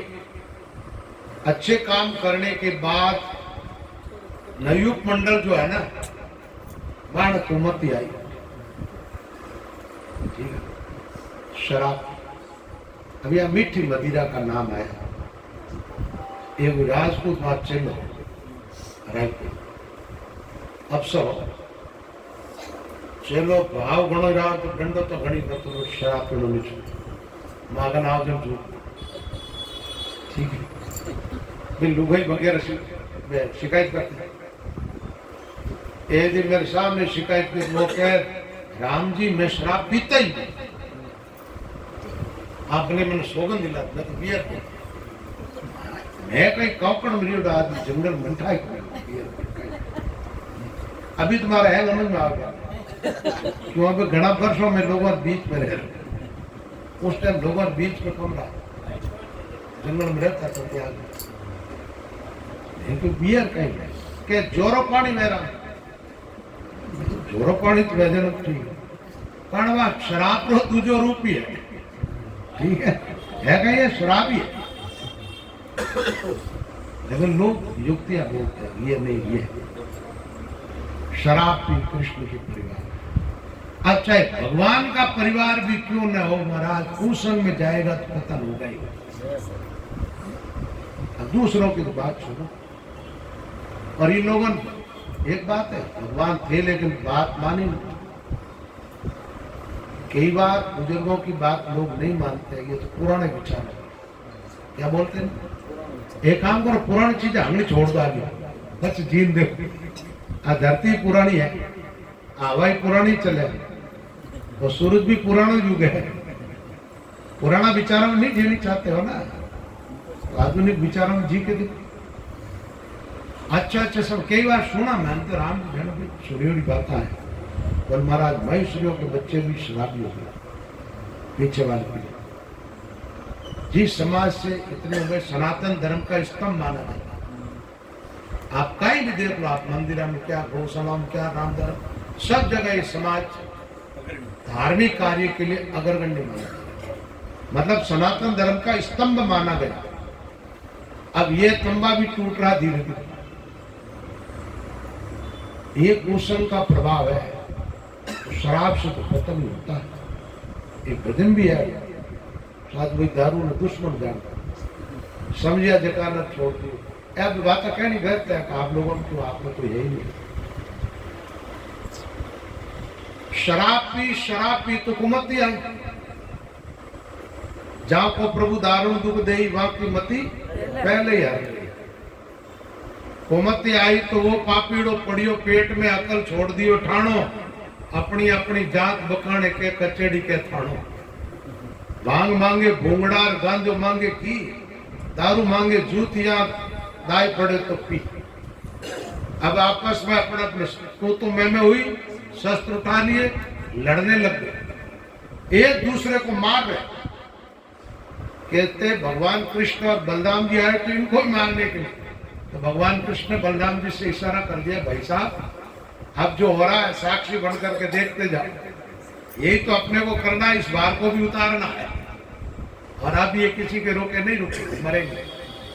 कहते सारे अस्त्र शस्त्र इनके नष्ट हो गए ना, तो जो वो मूसल घिस करके फेंका था समुद्र में, वो तैरता हुआ सागर के किनारे आया और एरा नाम की घास बन गई।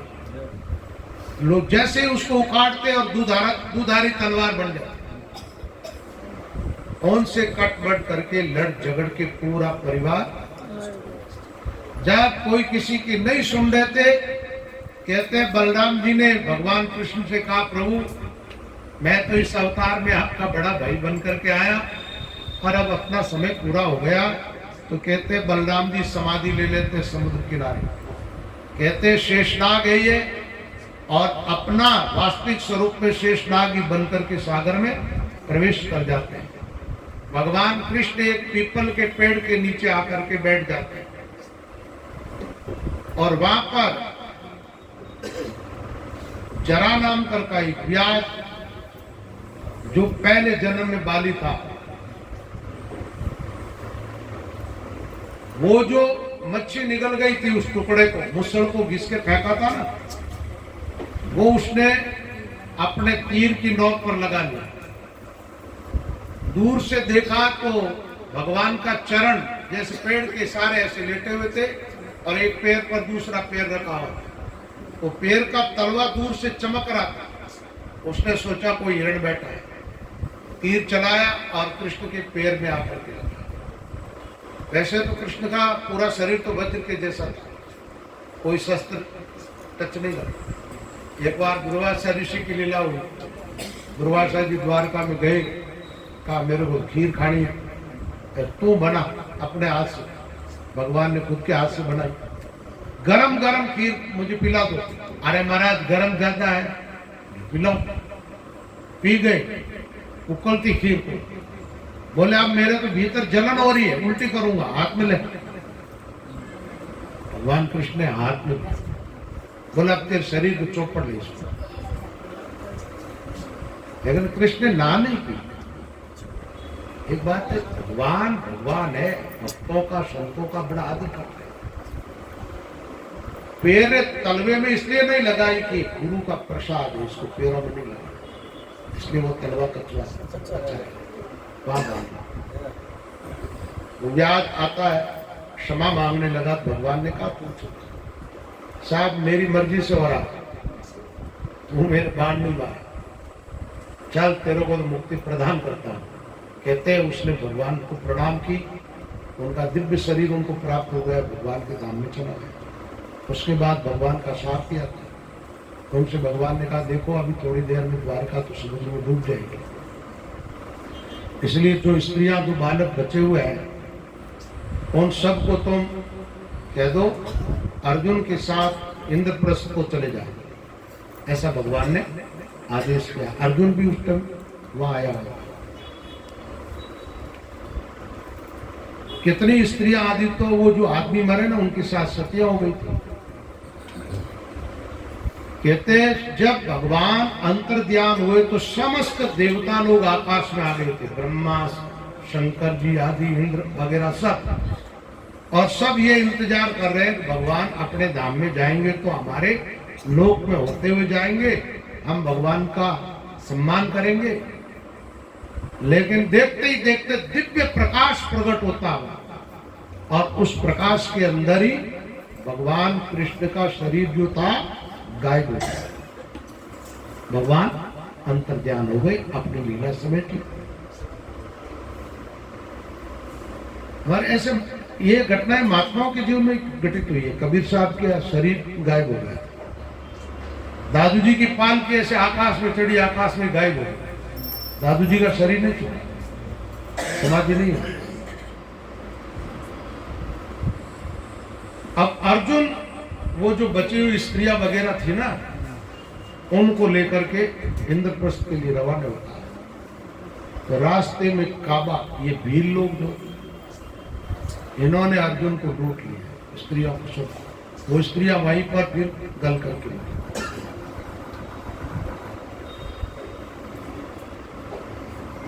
नरका क्या बड़ा, तुलसी नरका क्या बड़ा, समय बढ़ो काबा लूटी गोपियां गई अर्जुन गए। समय को भरोसो को नी कद पलटी मार जावे, समय को भरोसो बोल कद पलटी मार जावे, समय को भरोसो को नी कद पलटी मार जावे। कभी कभी कातिरा सो सिंह हार जावे, कभी कभी कातिरा सो सिंह हार जावे। समय को भरोसो को नी कद पलटी मार जावे, समय को भरोसो को नी कद पलटी मार जावे। राजा हरिचंद्र रामती रानी रोई दस कंवर कहावे, राजा हरिचंद्र रामती रानी रोई दस कंवर कहावे। ऐसो खेल रचो मेरे दाता, तीनों बिकवा जावे। ऐसो खेल रचो मेरे दाता, तीनों बिकवा जावे। हरिचंद्र एक ब्राह्मण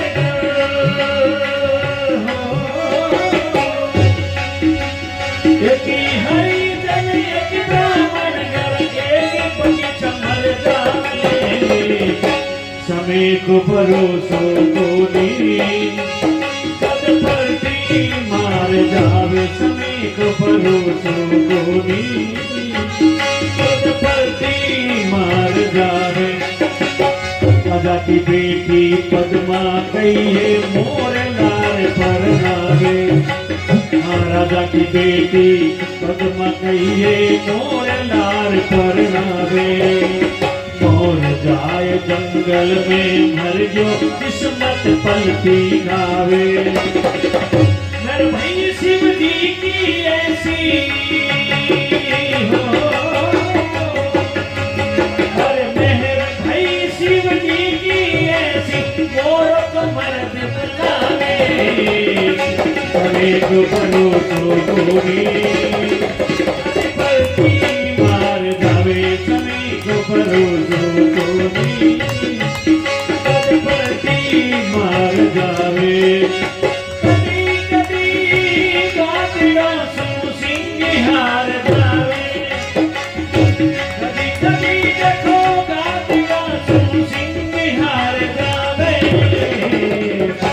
समय को भरोसो गोरी पलटी मार जावे, समय को भरोसो गोरी पलटी मार जावे। राजा भरतरी रानी पिंगला महलों में सुख पावे, राजा भरतरी रानी पिंगला महलों में सुख पावे। शिकार खेलन में राजा भरतरी जंगल माही जावे, शिकार खेलवा राजा भरतरी जंगल माही जावे। गोरखनाथ सतगुरु ऐसा मिलिया हो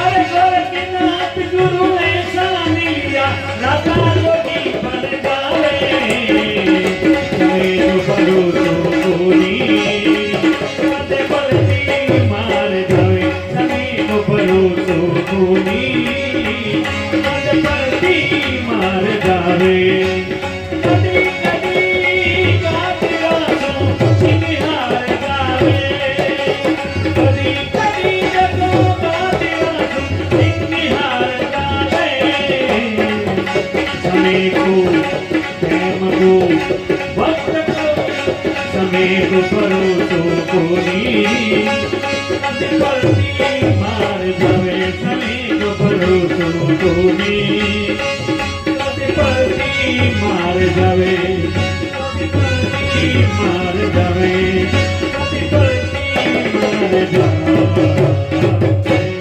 बोल सच्चिदानंद भगवान की जय। इस प्रकार भगवान कृष्ण ने अपनी लीला समेट ली। 125 साल तक भगवान इस धरती पर रहे, आत्मा को मिटाया, अधर्म को मिटा करके धर्म की स्थापना की। और जैसे ही भगवान अंतर्ध्यान हुए इस धरती पर क्या आ गया? कलयुग आ गया। इस प्रकार ये भगवान के अवतारों का प्रसंग भागवत में मुख्य रूप से आपको सुनाया गया। एक अवतार कलयुग के एंड में होगा, 23 हो चुका है और 24वां भाग होगा। संबल गांव में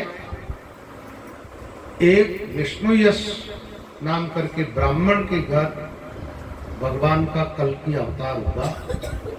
और जब कल्कि अवतार होगा उसके बाद कलयुग समाप्त हो जाएगा, वापस सतयुग चालू हो जाएगा। इसके साथ ही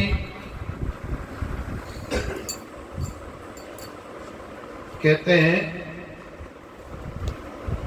कि भगवान के नाम की महिमा बताई गई। ये 4 जो युग है, इसमें सतयुग में धर्म अपने 4 पैरों पर खड़ा था। त्रेता युग में एक कम हो गया, 3 पैर पर खड़ा। द्वापर में 2 पैर और कलयुग में 1 पैर। सतयुग में उपासक सत्यवादी होते थे, त्रेता युग में ईश्वर के उपासक तपस्वी होते थे, द्वापर में ईश्वर के उपासक पूजक होते थे, भगवान का पूजन और यज्ञ करते। कलयुग है, इसके अंदर भगवान की उपासना के लिए केवल और केवल भगवान के नाम का कीर्तन और नाम सुमिरन है। इस युग में भगवत प्राप्ति करनी है तो भागवत ये कहती है कि भगवान के नाम का स्मरण ज्यादा से ज्यादा करना चाहिए। इस प्रकार भागवत सुनाते हुए सुखदेव जी कहते हैं, बोले परीक्षित, आज 7वां दिन है, मैंने तुझे भागवत सुनाई, अब तुझे पशु बुद्धि का त्याग कर देना चाहिए। पशु बुद्धि का मतलब अज्ञान, कि भाई मैं मर जाऊंगा, मृत्यु तेरी नहीं हो। सुखदेव जी ने परम तत्व का बोध करा करके फिर एक बात पूछी। बोले तूने इतने प्रश्न किए, मैंने सबके जवाब दिए, अब एक मेरे प्रश्न का जवाब दो, फिर मैं कथा को विश्राम दे दूंगा। बोले महाराज मैं आपके प्रश्न का उत्तर दूं? बोले हाँ, इस प्रश्न का उत्तर तुझे दे। क्या अभी भी तुझे मौत का भय है? क्या पूछा? अभी भी तुझे मौत का? 7 दिन पहले जो मृत्यु का भय था वो अब है क्या? तो परीक्षित कहता, महाराज जब जन्म ही मेरा नहीं तो मौत मेरी कहाँ? मृत्यु है ही नहीं, मृत्यु मुझे छू ही नहीं सकती। इसका मतलब परीक्षित को अमरता का अनुभव हो गया। सुखदेव जी ने कहा मेरा काम पूरा हो गया। गुरु का काम कब तक है? जब तक चेलारी मोक्ष में हो जाए। मोक्ष हो गई बस, अब गुरु की आवश्यकता नहीं। कहते हैं सुखदेव जी ने कहा तो फिर अब मैं चलता। कहते हैं परीक्षित ने सुखदेव जी के चरणों में प्रणाम की और सुखदेव जी के साथ बहुत सारे सन्यासी वहां आए हुए थे भागवत सुनने के लिए। सुखदेव जी वहां से प्रस्थान कर जाते हैं और वो संत महात्मा भी उनके साथ ही प्रस्थान कर जाते हैं। आज 7वां दिन है और वो समय एकदम निकट। कौन सा? 7 वाला। परीक्षित ध्यान में बैठा सुखदेव के बताए हुए। उस ध्यान में बैठ करके अपनी आत्मा को किससे जोड़ दिया? निराकार ब्रह्म से। भागवत में साफ है कि परीक्षित की आत्मा ईश्वर में लय हो गई और शरीर बैठा है समाधि अवस्था में। ये तक्षक परीक्षित को काटने के लिए आ रहा था। बीच में एक कश्यप नाम का ब्राह्मण मिल जाता। ये ब्राह्मण बड़ा चमत्कारी था। तक्षक की इससे बातचीत होती है। तक्षक ने पूछा ब्राह्मण देवता कहाँ जा रहे हैं? बोले परीक्षित के पास जा रहा हूं। क्यों? बोले धन चाहिए। क्या करोगे बाबा? बोले तक्षक उसको काटेगा, मैं उसके विष को उतार दूंगा, राजा को बचा लूंगा, राजा मुझे धन देगा। बोले तक्षक का विष कोई साधारण सर्प के जहर जैसा थोड़ा ही जो आप उतार दो। बोले कैसा भी हो। तो तक्षक ने कहा वो तो मैं हूं तक्षक। तो क्या कहा? देखो ये पेड़ है मेरे सामने, मैं फूंक मारता हूं। बहुत बड़ा विराट वट वृक्ष खड़ा था। तक्षक ने एक फूंक मारी, राख का ढेर हो गया। कश्यप ने मंत्र पढ़ा, वापस हरा भरा हो। तक्षक समझ गया कि बाबा करामाती है, ये जरूर जिंदा कर देगा। तो उसने कहा आपको धन चाहिए, मैं दे देता हूं, लौट जाओ। धन दे करके उस ब्राह्मण को लौटा। अब तक्षक आया तो यहाँ पर जन्मेजय ने ऐसा सुरक्षा कवच बना दिया, सेना खड़ी कर दी कि कोई भीतर जा ही नहीं सकता। ये ब्राह्मण रूप में आया, थाली में कुछ फूल लेकर के पूजा का सामान लेकर परीक्षित के पास में पहुंचता है और तक्षक जैसे ही डंक मारता परीक्षित को काटता, उसका शरीर एकदम भस्मीभूत हो जाता है और तक्षक वहां पर गायब हो जाता है। परीक्षित का बेटा जन्मेजय इसको बड़ा गुस्सा आया सांपों का। ब्राह्मणों को बुला करके सर्प यज्ञ कराया। बोले धरती पर इनका क्या उपयोग है? सबको जला खत्म कर। बहुत सारे सर्पों को जला दिया लेकिन तक्षक नहीं आ रहा। जन्मेजय ने ब्राह्मणों से पूछा तक्षक क्यों नहीं आता? बोलो वो इंद्र के सिंहासन के नीचे बैठा है, इंद्र रक्षा कर रहा है। बोले ऐसा है तो मंत्रों से इंद्र से ही हवन कर। गुस्सा में था ना। और जैसे ही मंत्रों से आहुति दी तो इंद्र का सिंहासन उठा तक्षक के साथ यज्ञ की अग्निकुंड की तरफ आ रहा। उन्होंने अपने गुरु को याद किया, बृहस्पति जी महाराज। अरे गुरु महाराज बचाओ। बृहस्पति जी महाराज आकर के जन्मेजय को समझाते हैं तक्षक का दोष नहीं है और ये निर्दोष सर्पों को तुमने वध कर दिया, कितने जीवों को मार दिया। हिंसा बंद करो। संसार में जो भी आता है उनको जाना पड़ता है। शरीर किसी का भी अमर नहीं, ये तो एक निमित्त बना। ऐसे करके जन्मेजय को समझाया और बृहस्पति जी की बात मान करके वो सर्प यज्ञ जो है जन्मेजय बंद कर देता है। वैसे तो सत्ता कथा यहाँ पूरी हो जाती है, परीक्षित मोक्ष होती है वहां तक, लेकिन आगे एक कथा और है जो आपको सुना देती है। मार्कंडे की। शौनकादि ऋषियों ने सूत जी से पूछा कि मार्कंडे ऋषि तो हमारे काल में हुए, फिर इसके लिए ऐसी बात आती है कि महाप्रलय में भी इसका अंत नहीं हुआ, इसकी कथा सुननी चाहते हैं। तो बोले कि मार्कंडेय ने अखंड ब्रह्मचर्य का पालन करते हुए अपने गुरु के सानिध्य में रह करके साधना की 10 करोड़ वर्ष तक। कितनी? 10 करोड़ वर्षों तक। कुछ शरीरों की दिव्यता होगी, अलौकिकता थी।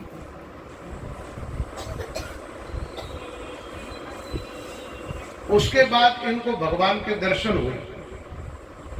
दर्शन हुए तो भगवान ने कहा, भाई तुम्हारी जो इच्छा भर मांगो।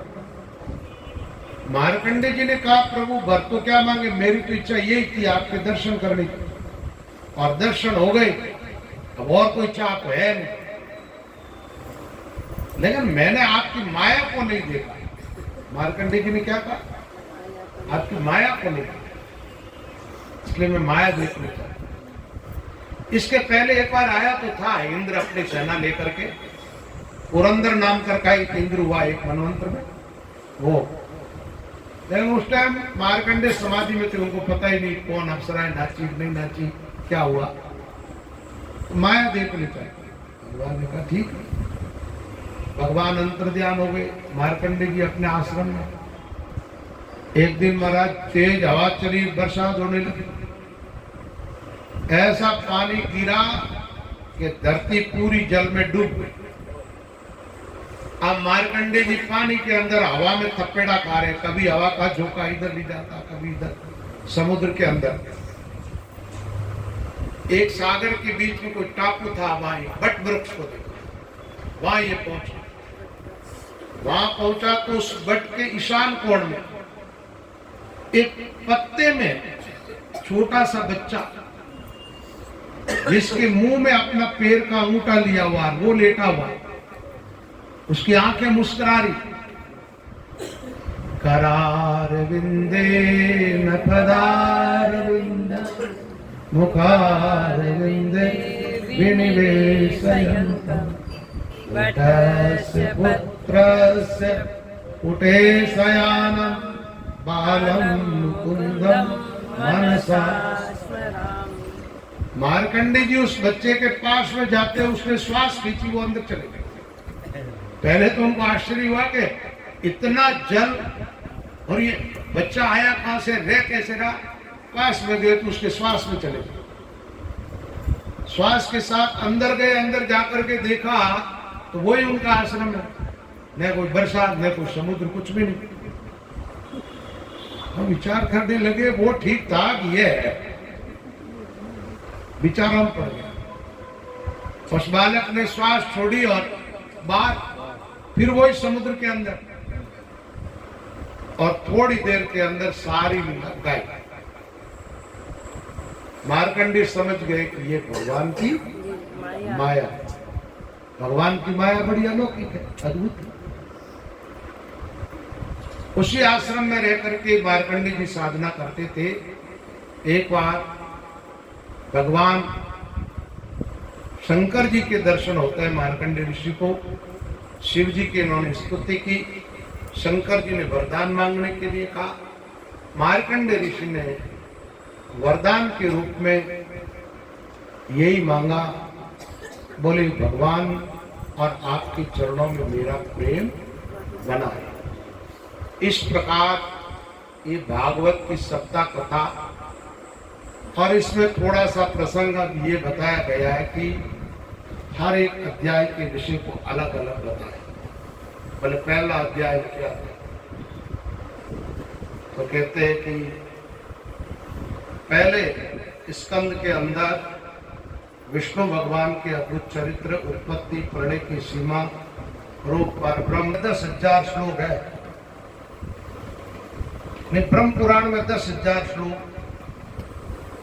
और पद्म पुराण में 55,000, विष्णु पुराण में 23,000, शिव पुराण में 24,000, भागवत में 18,000, नारद पुराण में 25,000, मार्कंडेय पुराण में 9,000, अग्नि पुराण में 15,400, भविष्य पुराण में 14,500, ब्रह्म वैवर्त पुराण में 18,000, लिंग पुराण में 11,000, वरा पुराण में 24,000, स्कंद पुराण में 81,152, पुराण में 10,000, कुरम पुराण में 70,000, मत्स्य पुराण में 14,000, गरुड़ पुराण में 19,000, ब्रह्मांड पुराण में 12,000 श्लोक है। इस प्रकार सब पुराणों के श्लोकों की संख्या 4 लाख होती है। इन्हीं के साथ भागवत जी की पूर्णावती होती है। भागवत में लास्ट श्लोक जो आया वो क्या? नाम संकीर्तनम यस्य सर्व पाप प्रणाशनम। इसका मतलब नाम का कीर्तन करने से समस्त पापों का नष्ट होता है, नाश हो जाता है, पाप रहित हो जाती है। तो 7 दिन तक आप लोगों ने भागवत जी की कथा सुनी, भगवान के चरित्र, अनेक महात्माओं की, राजा महाराजाओं की, पुण्यात्माओं की कथा श्रवण की। इसका फल यही है, भगवान के प्रति अपना प्रेम बढ़े। तो सज्जनों, जहां भी रहते हो भगवान के होकर के रहना। मैं हूं श्री भगवान का, मेरे श्री भगवान, अनुभव ये करते रहो, तज ममता अभिमान। आयोजक परिवार के लिए हम मंगल कामना करते हैं, इनका जीवन सुख शांति समृद्धिमय हो, साधनामय हो, सुख शांतिमय हो। इन्हीं के साथ आप सभी सत्संगी भाई बहनों का जीवन सुख शांति समृद्धिमय हो, ऐसी मंगल कामना करते हुए अपने बोल को विश्राम देंगे। कृष्णाय वासुदेवाय हरये परमात्मने प्रणतः क्लेशनाशाय गोविंदाय नमो नमः। गोविंद गोविंद गोविंद गोपाला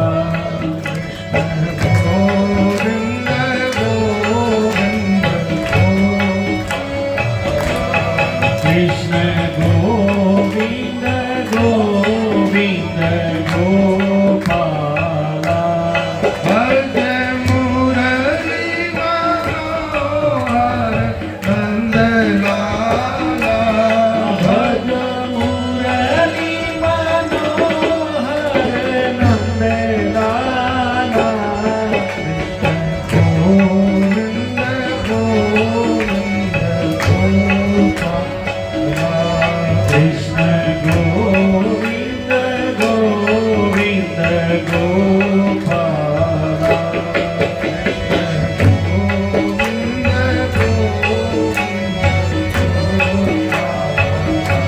कृष्ण गोविंद गोविंद गोपाला। कृष्ण गोविंद गोविंद गोपाला। कृष्ण गोविंद गोविंद गोपाला। भज मुरली मनोहर नंदलाला। भज मुरली मनोहर नंदलाला। गोविंद गोविंद कृष्ण गोविंद गोविंद गोपाला। बोल कृष्णचंद्र भगवान की जय। राम राम राम बोलो मेरा भाई। राम राम राम राम बोलो मेरा आरती की तैयारी कर लो, जब तक कीर्तन करते हैं। आ जाओ। राम राम राम बोलो मेरा भाई। मारा करियोड़ा करम कर, जावे मेरा भाई।